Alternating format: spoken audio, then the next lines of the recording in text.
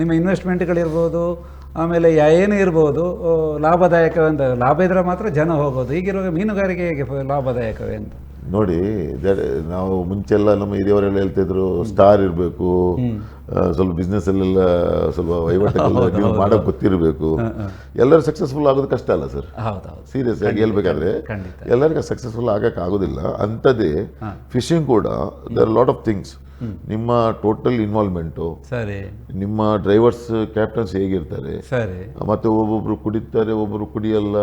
So ಅವರವರ ಸ್ಟೈಲಲ್ಲಿ business ಮಾಡ್ತಾರೆ. ಇದೆಲ್ಲ ಆಗೋದಿಲ್ಲ. ಒಂದು ಸಿಸ್ಟಮೆಟಿಕ್ ವೇ ಅಲ್ಲಿ ನಿಮ್ಮ ಇನ್ವಾಲ್ವ್ಮೆಂಟ್ ಫುಲ್ ಇದ್ರೆ ಸರಿ, maybe then depend on luck. ಮತ್ತು ಇದು ಸಮುದ್ರ ನೇಚರ್.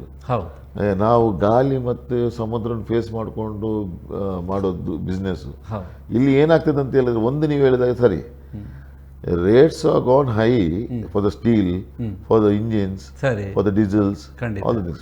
But ಎಷ್ಟು ರೇಟ್ ಹೈ ಆಗಬೇಕು ಫಿಶ್ಗೆ ಅಷ್ಟು ರೇಟ್ ಹೈ ಆಗಿಲ್ಲ. This is my always A complaint. ನಾನು ಯಾವಾಗಲೂ ಅದನ್ನು ಯೂನಿಯನ್ ಅಲ್ಲಿ ಎತ್ತಾ ಇರ್ತೇನೆ. ಅಲ್ಲ, ಯಾರು ಹೇಳೋದಿಲ್ಲ ಮೀನಿಗೆ ರೇಟ್ ಆಗಿದೆ ಅಂತೆಲ್ಲ. ಒಂದು ಸ್ವಲ್ಪ ಹೆಚ್ಚಾಗಿದ್ದು ಮತ್ತೆ ಕಡಿಮೆ ಆಗ್ತದೆ. ಇನ್ನೊಂದು ನೀವು ಹೇಳಿದ್ರಿ ಒಂದು ಮಾತು, ಯಾರು ಬೇಕಾದ್ರೂ ಓಪನ್ ಮಾಡೋದು ಅಂಗಡಿ. ಹೌದು, ಯಾಕೆ ಇವಾಗ ಏನಾಗಿದೆ ಅಂತ ಹೇಳಿದ್ರೆ, ಫಿಶ್ ಇಸ್ ಹೆಲ್ತಿ ಫುಡ್ ಅಂತ ಎಲ್ಲರಿಗೂ ಗೊತ್ತಾಗಿದೆ. ಇವಾಗ ನೀವು ಚಿಕನ್ ತಿನ್ನಿ, ಮಟನ್ ತಿನ್ನಿ, ಅಲ್ಲ ವೆಜ್ ತಿನ್ನಿ, ಏನೇ ತಿನ್ನಿ, all are chemicalise. But fish is in the sea, ಅದನ್ನು ಕೆಮಿಕಲೈಸ್ ಮಾಡಕ್ಕೆ ಆಗುದಿಲ್ಲ. ಸೊ ಹಾರ್ಬರಿಂದ ಎಲ್ಲಿ ಹೋಗ್ತದಲ್ಲ, ಅದು ಹೆಲ್ತಿ ಫಿಶ್ ಅಲ್ಲಿ ಅವರಿಗೆ ಗೊತ್ತಿದೆ. ಇವತ್ತು ನಾವು ಸ್ವಲ್ಪ ಕಮ್ಮಿ ಕೊಟ್ಟಿದ್ರಿ, ನಿಮ್ಗೆ ಇವತ್ತು 150 ಕೊಟ್ಟಿದ್ರಿ, 180ಗೂ ಮಾರಬಹುದು. ಒಂದು ಕರೆ ಇದೆ ನೋಡುವ. S, hello. ಹಲೋ ಸರ್, ನಮಸ್ಕಾರ. ನಾನು ಚಂದ್ರಶೇಖರ್, ಕುಂದಾಪುರದಿಂದ. ನಮಸ್ಕಾರ ಚಂದ್ರಶೇಖರ್ ಅವರೇ, ಹೇಳಿ. ಚೇತನ್ ಸರ್, ನಮಸ್ಕಾರ. ನಮಸ್ಕಾರ ಸರ್. ನಮ್ಮ ಕರಾವಳಿ ಭಾಗದಲ್ಲಿ ಕರ್ನಾಟಕ ಸರ್ಕಾರದಿಂದ ಎಷ್ಟು ಕೋಲ್ಡ್ ಸ್ಟೋರೇಜ್ ಇದೆ? ಸರಿ, ಬೇರೆ ಏನು ಪ್ರಶ್ನೆ ಇದೆ ಹೇಳಿ.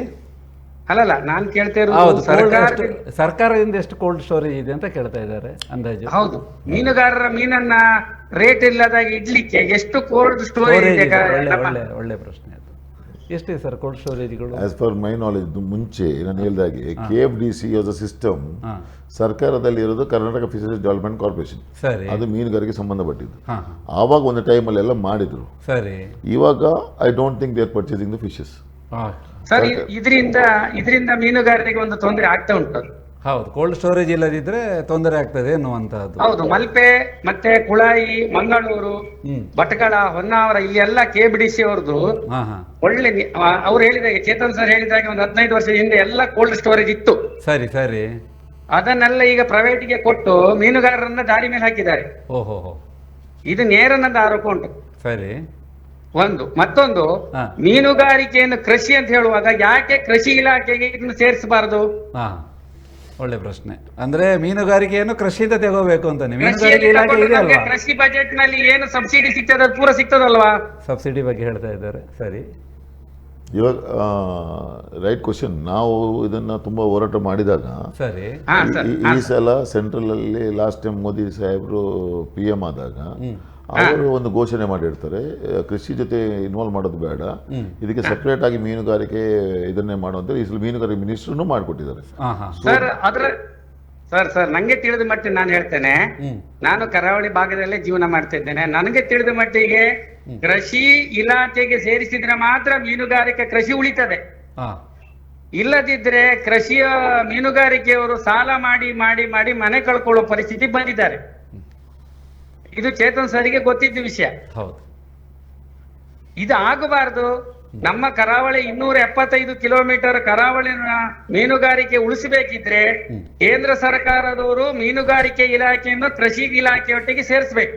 ಒಳ್ಳೆಯ ಸಂದೇಶವನ್ನ ಕೊಟ್ಟಿದ್ದೀರಿ ಮಾಧ್ಯಮದ ಮೂಲಕ. ಮೀನುಗಾರಿಕೆಯನ್ನು ಹೌದು. ಮತ್ತೆ ಕೃಷಿ ಇಲಾಖೆ, ಮೀನುಗಾರಿಕೆಯ ಕೃಷಿ ಮಾಡುವವರಿಗೆ ವಸತಿ ಸೌಲಭ್ಯ ಕರ್ನಾಟಕ ಸರ್ಕಾರದಿಂದ ಯಾವ ರೀತಿಯಲ್ಲೂ ಇನ್ವಾಲ್ವ್ ಆಗಲಿಲ್ಲ ಇಷ್ಟವರೆಗೆ.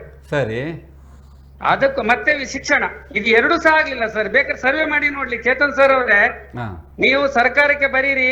ಶಿಕ್ಷಣ ಅಂತ ಹೇಳುವುದು ಮೀನುಗಾರಿಕೆ ಇಲಾಖೆಯಲ್ಲಿ ಕೆಲಸ ಮಾಡುವವರಿಗೆ ನ್ಯಾಯವಾಗಿ ಸಿಕ್ಲಿಲ್ಲ.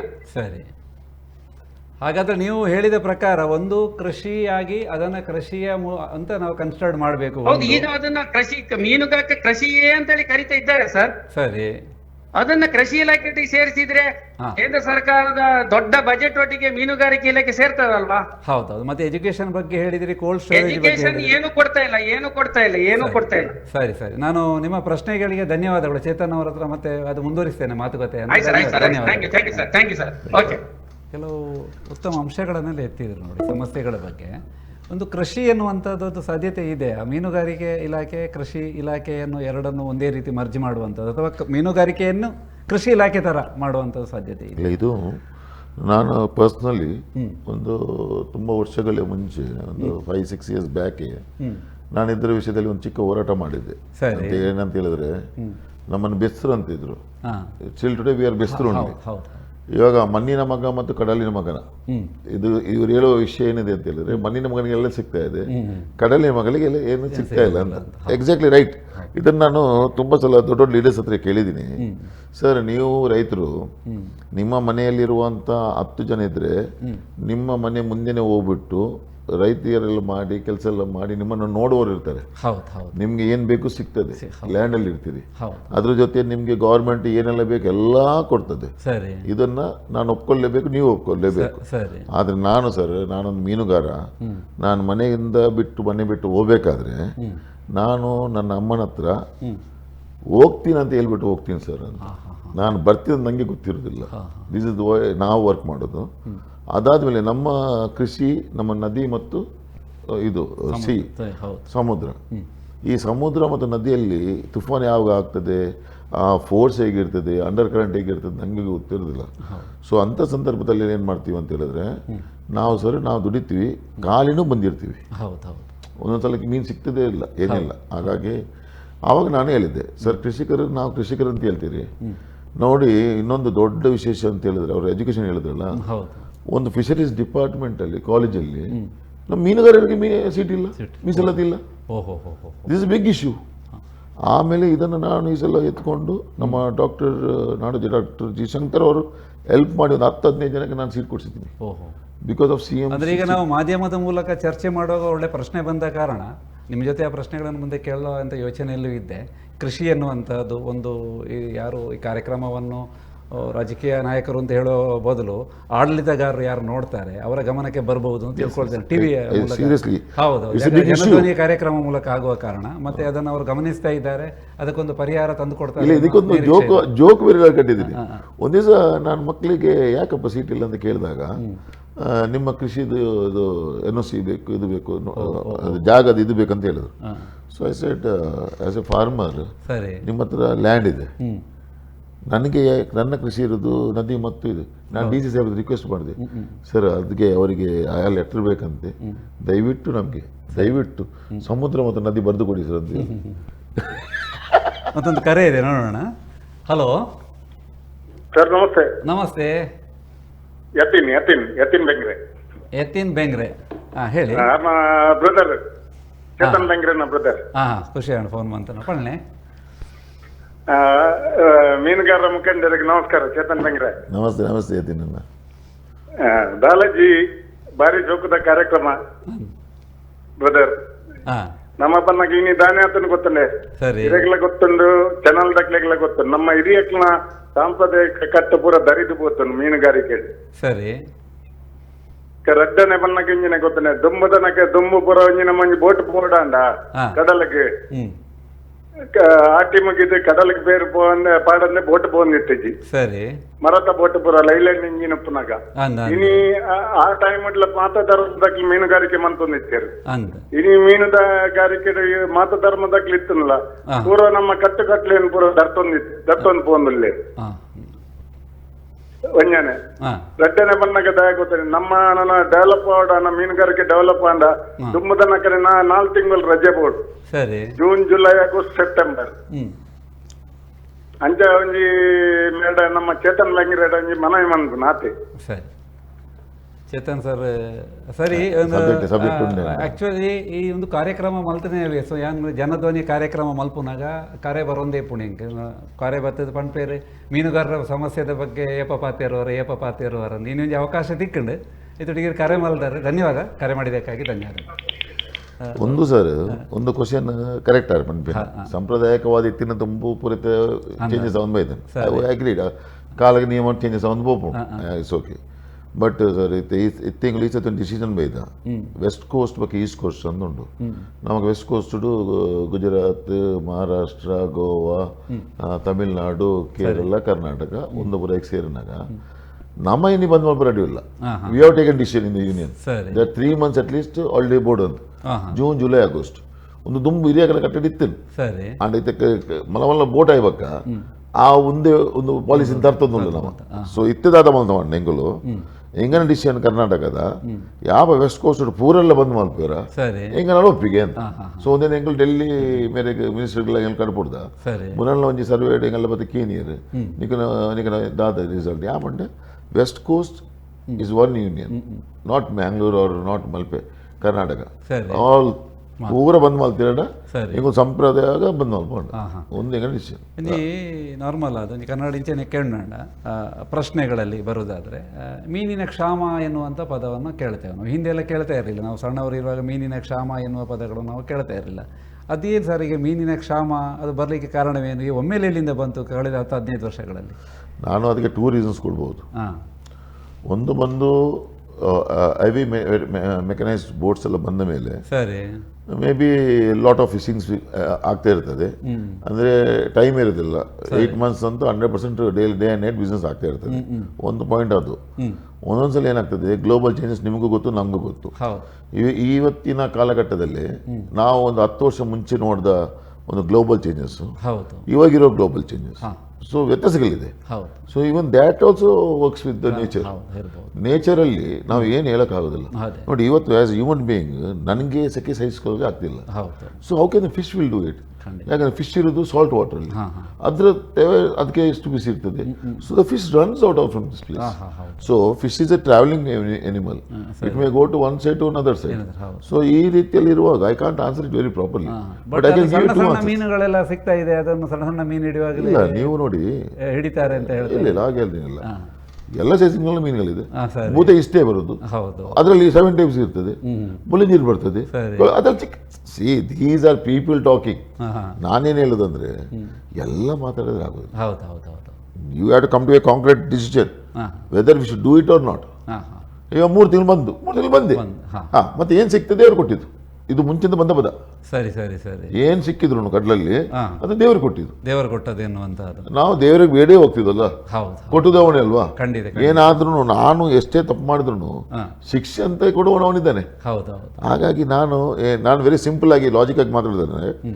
ನನ್ನ ಲೆಕ್ಕದಲ್ಲಿ ಗ್ಲೋಬಲ್ ಚೇಂಜಸ್ ಆಗಿದೆ ತುಂಬಾ ಎಫೆಕ್ಟಿವ್ ಆಗಿ ಫಿಶಿಂಗ್ ನಡೀತಾ ಇದೆ ಸೊ ಹಾಗಾಗಿ ಸ್ವಲ್ಪ ಮುಂಚೆಗಿಂತ ಸ್ವಲ್ಪ ಮತ್ತೊಂದು ಪ್ರಶ್ನೆ ಬರ್ತಾ ಇದೆ ಸರ್ ಮೊದಲೆಲ್ಲ ರಫ್ತಾಗ್ತಾ ಇರಲಿಲ್ಲ ಇತ್ತೀಚೆಗೆ ದಿನಗಳಲ್ಲಿ ಹೆಚ್ಚು ರಫ್ತಾಗ್ತಾ ಇದೆ ಅದರಲ್ಲಿ ಹೆಚ್ಚಾಗಿ ಭೂತಾಯಿ ಎಲ್ಲ ಸಿಗೋದಿಲ್ಲ ಮೀನು ಸಿಗೋದಿಲ್ಲ ಎಣ್ಣೆ ಮಾಡ್ತಾರಂತೆ ಮತ್ತು ವಿದೇಶಕ್ಕೆ ಹೋಗ್ತದೆ ಯಾವ ಎಲ್ಲ ಮೀನುಗಳು ವಿದೇಶಕ್ಕೆ ಹೋಗ್ತದೆ ಇಲ್ಲಿಂದ ಎಲ್ಲ ಮೀನುಗಳು ನೋಡಿ ಮೇಯ್ನ್ ವಿದೇಶಕ್ಕೆ ಹೋಗೋ ಮೀನುಗಳು ಏನು ಗೊತ್ತಾ ದೇಸ್ ಅ ಕ್ವಾಲಿಟಿ ಕ್ವಾಂಟಿಟಿ ಅಲ್ಲ ದೇಸ್ ಅ ಕ್ವಾಲಿಟಿ ಓಕೆ ಈ ಕ್ವಾಲಿಟಿ ಥರ ನೀವು ಮೀನು ತಂದರೆ ಎಲ್ಲ ಮೀನುಗಳು ರಿಬ್ಬನ್ ಇದೆ ಸ್ಕ್ವಿಡ್ಸ್ ಇದೆ ಕಟಲ್ ಫಿಶ್ ಇದೆ lot of fishes even pomfret ಅದು ಚಿಕ್ಕ ಸೈಜ್ ಆದರೆ ಇಲ್ಲಿ ತಿಂತೀವಿ ದೊಡ್ಡ ಸೈಜ್ ಆದರೆ ಎಕ್ಸ್ಪೋರ್ಟ್ ಹೋಗ್ತದೆ ಬಿಕಾಸ್ ಎಕ್ಸ್ಪೋರ್ಟ್ ಅಲ್ಲಿ ಏನಾಗ್ತದೆ dollars you get in big money so boat people need money ಇದು ಸಿಂಪಲ್ ಲಾಜಿಕ್ ಅಲ್ವಾ ಇವಾಗ ನಾನು ಅದನ್ನು ಮಾಡಬೇಡ ಇದನ್ನೇ ಮಾಡು ಅಂತ ಹೇಳಿದ್ರಾಗ್ತದ ಸೊ ಇದೆಲ್ಲ ಇರ್ತದೆ ಸೊ ನಾನು ಅದಕ್ಕೆಲ್ಲ ಐ ಡೋಂಟ್ ಆನ್ಸರ್ ದ್ಯಾಟ್ ಯಾಕಂತ ಹೇಳಿದ್ರೆ ಇಟ್ಸ್ ಆಲ್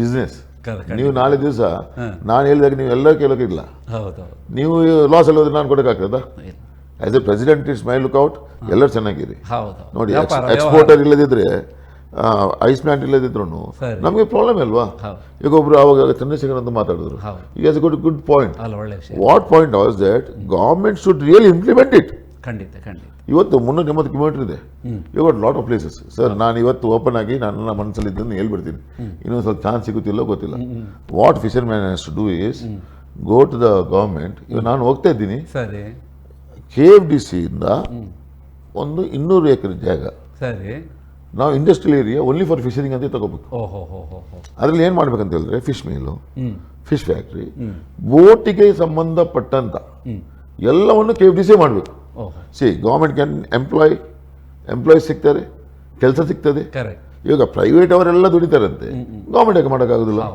ಇದು ನನ್ನ ಮುಂಚೆದ ಚಿಂತನೆ ಅದು. But I am trying it to get it, but I don't know. KFDC ಅಂದ್ರೆ ಕರ್ನಾಟಕ ಫಿಶರೀಸ್ ಡೆವಲಪ್ಮೆಂಟ್ ಕಾರ್ಪೊರೇಷನ್, ಕರ್ನಾಟಕದ. That's a duty of them. ಅದನ್ನ CM ಸಾಹೇಬ್ರ ಹತ್ರ ಹೋಗ್ಬಿಟ್ಟು ಕೂತ್ಕೊಂಡು ಡಿಸ್ಕಸ್ ಮಾಡಬೇಕು. What they to discuss is our. ಅಲ್ಲ, ಈಗ ನನಗೆ ಎಂದು ಪ್ರಶ್ನೆ ಬರುವಂಥದ್ದು, ಈಗ ಒಳ್ಳೇದಾಯಿತು ನೀವೊಂದು ವಿಷಯ ಹೇಳಿದೆ 200 ಎಕರೆ ಅಂತ. ಈಗ ಯುವ ಜನಾಂಗ ಮೀನುಗಾರಿಕೆಯಿಂದ ದೂರ ಹೋಗ್ತಾ ಇದೆ ಅಂತ. ಈಗ 200 ಎಕರೆ ಅಥವಾ ಹೊಸ ಪ್ಲ್ಯಾನ್ ಮಾಡಿದರೆ ಯುವ ಜನಾಂಗ ಮತ್ತೆ ಆಕರ್ಷಿತ ಆಗ್ಬೋದೋ ಏನೋ ಅಂತ ಪ್ರಶ್ನೆ. ಯಾಕಂದರೆ ನೀವೆಲ್ಲ ಈಗಲೂ ಯುವಕರಾಗಿ ನೀವು ಅಲ್ಲಿ ಸಾಧನೆ ಮಾಡಿದವರು. ಯುವ ಜನಾಂಗ ನಿಮ್ಮ ಒಂದು ಅಂದಾಜಿನ ಪ್ರಕಾರ ಮೀನುಗಾರಿಕೆಯಿಂದ ದೂರ ಹೋಗ್ತಾ ಇದೆ, ಏನು ಅನಿಸ್ತದೆ ಸರ್? Definitely sir. ಇವಾಗ ಏನಾಗಿದೆ ಅಂತ ಹೇಳಿದ್ರೆ, ನನ್ನ ಮಗನೇ ಫಿಶಿಂಗ್ ಬರ್ತದೆ ಅಂದರೆ ಹೇಳೋಕ್ಕಾಗಲ್ಲ. I very open with that. ಸರಿ. ಯಾಕಂದರೆ ಇವತ್ತು ನಾನು ಎಜುಕೇಷನ್ಗೆ ತುಂಬ ಇಂಪಾರ್ಟೆನ್ಸ್ ಕೊಡ್ತೀನಿ. ನಿಜವಾಗಿ ಹೇಳ್ಬೇಕಂದ್ರೆ fishing is one of the best field. ನೀವು ಬೆಳಿಗ್ಗೆ 4 ಗಂಟೆಗೆ ನೀವು ಮನೇಲಿ ಇದ್ದಿಲ್ಲಲ್ಲ, ಬಟ್ ಮೀನದು ಮಾರಬೇಕಂತ ನೀವು ಇದು ಹೇಳ್ತೀರಿ. ಸೊ ಹೆಲ್ತ್ ವೈಸ್ ಅದು ಗುಡ್. ಸರಿ. ಒಂದು health wise is very good. Second things, ನಿಮ್ಮ ಪರಂಪರೆ ನಡೆಸ್ತಾ ಇದ್ದೀರಿ. ಮೂರನೇದಾಗಿ ನಿಮಗೆ ದುಡ್ಡಿನ ಕಷ್ಟ ನಷ್ಟಗಳೆಲ್ಲ ಅರ್ಥ ಆಗ್ತದೆ. ಮತ್ತು 4ನೇದಾಗಿ ಯು ಆರ್ ಬಿಸಿ ಆಲ್ವೇಸ್. ಮನುಷ್ಯ ಯಾವತ್ತೂ ಫ್ರೀ ಇದ್ರೆ ಅವನು ದಡ್ಡ ಆಗ್ತಾನೆ. ಇದು ಬಿಸಿ ಇದ್ರೆ ಈ ಲೈಫ್, ನಮ್ಮ ಲೈಫ್ ಉಂಟಲ್ಲ ಸರ್, ಕಷ್ಟ ಜೀವಲ್ಲ. ನಮ್ಮಷ್ಟು ಕಷ್ಟ ಯಾರು ಮಾಡೋದಿಲ್ಲ, ಅದೊಂದು ಗ್ಯಾರಂಟಿ. ಯಾಕಂದ್ರೆ ಆ ರೋಪು ಅದು ಇದು ಎಲ್ಲ ಹಿಡಿದು ಉಂಟಲ್ಲ, ನಮ್ಮ ಕೈಯಲ್ಲೆಲ್ಲ ಹಾಡಾಗಿರ್ತದೆ, ನಮ್ಮ ಕಬ್ಬಿನ ತರ ಇರ್ತದೆ ಕೈಯಲ್ಲಿ. ಇವಾಗ ನಾವು ಸ್ವಲ್ಪ ದುಡಿದು ಕಮ್ಮಿ ಆಗಿರ್ತೀವಿ, ಮುಂಚೆಲ್ಲ ಹೋಗ್ತಿದ್ವಿ. ನಾನು ಗಿಲ್ಲೆಟ್ಟು, ಪರ್ಸಿನು, ಡ್ರೀಪು, ಕರೆ ಫಿಶಿಂಗ್ ಎಲ್ಲ ಮಾಡಿದ್ದೀನಿ. ಸೊ ಹಾಗಾಗಿ ನನಗೆ ಅದರ A to Z ಎಕ್ಸ್ಪೀರಿಯನ್ಸ್ ಇದೆ. ಸೊ ನನ್ನ ಲೆಕ್ಕದಲ್ಲಿ fishing should be better. But ಯಾಕೆ ಹುಡುಗರು ಬರ್ತಿಲ್ಲ ಅಂತ ಹೇಳಿದ್ರೆ ಸರ್, 1.5 ಕೋಟಿ ಅವನತ್ರ ಇಲ್ಲ. ಈಗ ಮತ್ಸ್ಯ ಸಂಪಾದನೆಯಲ್ಲಿ ಪ್ರಧಾನಮಂತ್ರಿ ಸಾಹೇಬರು ಕೊಡ್ತಾರೆ, ಅದೇ ಬ್ಯಾಂಕ್ ಅವ್ರು ಕೊಡೋದಿಲ್ಲಲ್ಲ. ನನ್ನ ಕ್ವಶನ್ ಏನು, ಸಾಹೇಬ್ರು ಯಾರಿಗೆ ಕೊಟ್ಟಿದ್ದು? ಯಂಗ್ಸ್ಟರ್ಸ್ಗೆ ಮೇಲೆ ಬರಲಿ, ಲೇಡೀಸ್ ಎಂಪ್ಲಾಯೀಸ್ ಮೇಲೆ ಬರಲಿ. So why the bank is not giving is my intention. ಮ್ಯಾನೇಜರ್ಗೆ ಫಾಲ್ಟ್ ಆಗ್ತದೆ ಅಂತೆ. ಅರೆ ನೀವು ಬೋಟಿಗೆ ಕೊಡುದಲ್ವಾ, ನೀವು ಮನುಷ್ಯರು ಕೊಡುದಾ? ನೀವು 1 ವರ್ಷದ ಕಟ್ಟಿಲ್ಲ ಅಂದ್ರೆ ಬೋಟ್ ತಗೊಂಡು ಒಳಗೆ ಇಡಿಲ್ಲ ಎಲ್ಲ. There should be some. ಇವಾಗ ಒಂದು ಕಾನೂನು ಮಾಡುವಾಗ ಅದನ್ನ ಥಿಂಕ್ ಮಾಡೋದು ಮಾಡಿರ್ತಾರೆ. ಅಲ್ಲ, ಉದ್ಯೋಗ ಯೋಜನೆ ಇದೆ, ಅನುಷ್ಠಾನ ಆಗ್ತಾ ಇಲ್ಲ. ನಾನು ಯಾವಾಗಲೂ ನಮ್ಮ ಸಿಂಡಿಕೇಟ್ ಇದು ಬ್ಯಾಂಕ್ ಯಾರೆಲ್ಲ ಇರ್ತಾರೆ, ನಮ್ದೆಲ್ಲ ಮೀಟಿಂಗ್ ಎಲ್ಲ ಆಗ್ತಾ ಇರ್ತದೆ. ನಾನು ಹೇಳ್ತೀನಿ, ಸುಮ್ಮನೆ ಯಾಕೆ ನಾವು ಮೀಟಿಂಗ್ ಮಾಡೋದು, ನೀವು ಫಾಲೋ ಮಾಡೋದಿಲ್ಲ ಅಂದ್ರೆ. ಇಲ್ಲಿ ನಾನು ನೋಡೋದು ಒಂದೇ ಸರ್, ಸಿಸ್ಟಮ್ ಕ್ರಿಯೇಟ್ ಮಾಡ್ತಾರೆ, ಸಿಸ್ಟಮ್ ಫಾಲೋ ಆಗೋದಿಲ್ಲ.